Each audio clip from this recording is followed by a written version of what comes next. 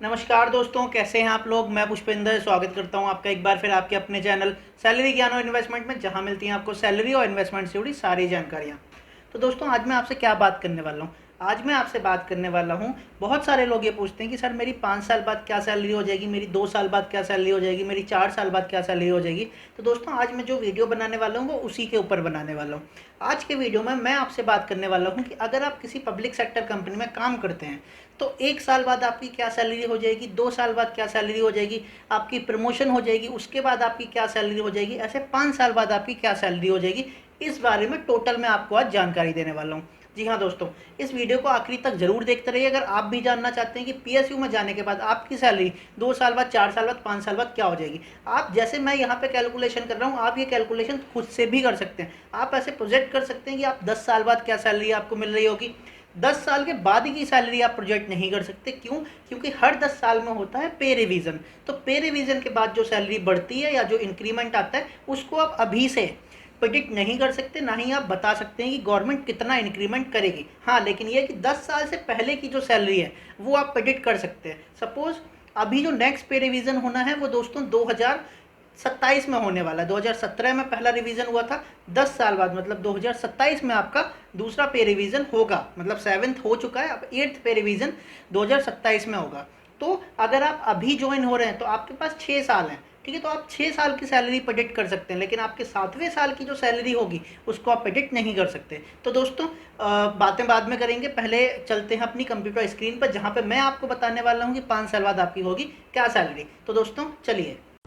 So friends, you are here on my computer screen. मैं आपको बताने वाला हूँ कि 5 साल बाद पीएसयू में आपकी सैलरी क्या होगी। तो दोस्तों, यहाँ पे मैंने 2 केस कंपेयर किए, दोनों केस आपको एक एक करके बताता हूँ। दोस्तों, पहली बात, अगर आप डायरेक्टली रिक्रूट हो रहे हैं किसी भी पोस्ट पे, किसी भी जॉब की किसी भी पोस्ट पे एक पब्लिक सेक्टर कंपनी में, तो सपोज करिए कि आप ए ग्रेड पे रिक्रूट हो रहे हैं, तो आपकी जो बेसिक सैलरी स्टार्ट होगी वो बेसिक सैलरी स्टार्ट होगी 50,000 रुपीज़ से, ठीक है, जैसा कि कंपनी अपने नोटिफिकेशन में लिख के देती है। अब 50,000 रुपीज़ से स्टार्ट होगी, उसके बाद जो ईयरली इंक्रीमेंट किसी भी पीएसयू का या किसी भी सेंट्रल गवर्नमेंट का होता है वो 3% ऑफ बेसिक पे होता है। मतलब एक साल में आपकी बेसिक पे में जो चेंज आएगा वो 3% का बेसिक पे का चेंज आएगा।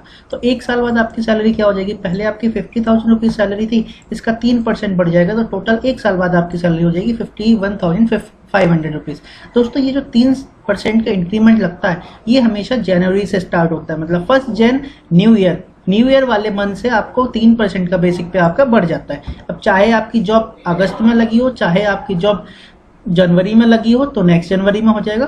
तो ऐसे एक साल में एक बार जनवरी में ये बढ़ता है। उसके बाद अगर मैं बात करूं 2 साल बाद क्या बेसिक सैलरी हो जाएगी, तो 2 साल बाद आपकी बेसिक सैलरी हो जाएगी 51,500 रुपीज़, क्योंकि ये तो आपके पहले बेसिक सैलरी होगी थी, और इसका 3%, तो टोटल हो जाएगी 53,045 रुपीज़, ठीक है।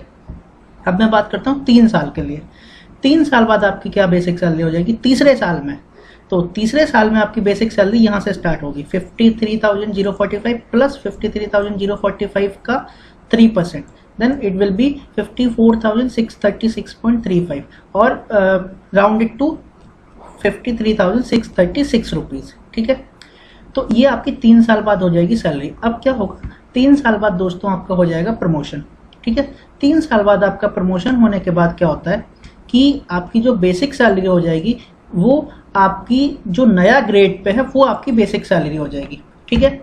तो अगर मैं बात करूँ आफ्टर 4 ईयर्स, तो आफ्टर 4 ईयर्स क्या होगा, आफ्टर 4 ईयर्स आपकी बेसिक सैलरी हो जाएगी 60,000 rupees plus 60,000 multiply by 3 divide by 100। तो ये आपकी आफ्टर 4 ईयर्स बेसिक सैलरी हो जाएगी। तो इसको अगर मैं कैलकुलेट करके आपको बताऊं तो ये लगभग हो जाएगी 60,000 रुपीज़, 61,800 रुपीज़ आपकी सैलरी हो जाएगी, ठीक है। अब मैं बात करूंगा 5 साल के बाद, तो 5 साल के बाद क्या हो जाएगा, 61,800 पहले हो गई थी, उसका 3%, लगभग 63,654 रुपीज़।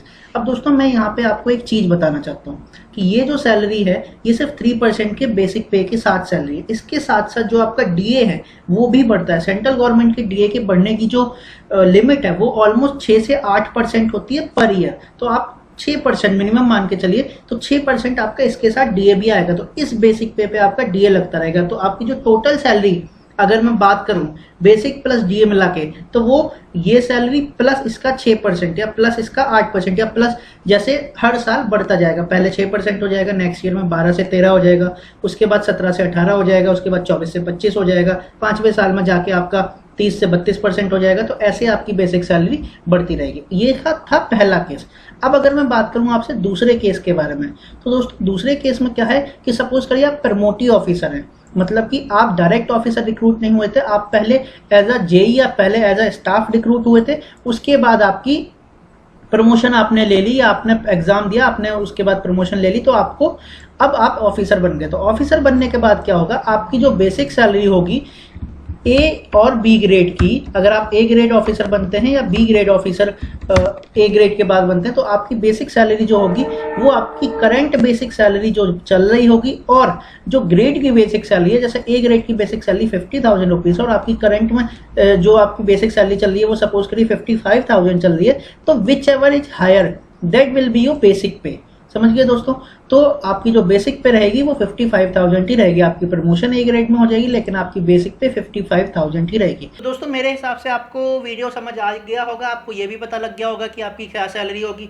दोस्तों इसके साथ ही मैं ये भी बताना चाहता हूँ कि ये जो आपकी सैलरी है ये सिर्फ बेसिक पे की यहाँ मैं बात कर रहा हूँ। डीए जो होता है, डीए हर साल हर महीने भी वेरी हो सकता है। गवर्नमेंट जितना डीए लगाना चाहती है उतना डीए गवर्नमेंट वेरी कर सकती है। तो आपका जो डीए रहता है वो लगभग 6 से 8% का डीए एक साल में ऑलमोस्ट डीए की ये पेस होती है। जैसे 2017 में डीए 0 हो गया था, तो 17 से 18 के बाद 18 से 19 के बाद अभी 17% चल रहा है 3 साल के बाद, तो लगभग 6 से 8% का पेस होता है डीए के बढ़ने का।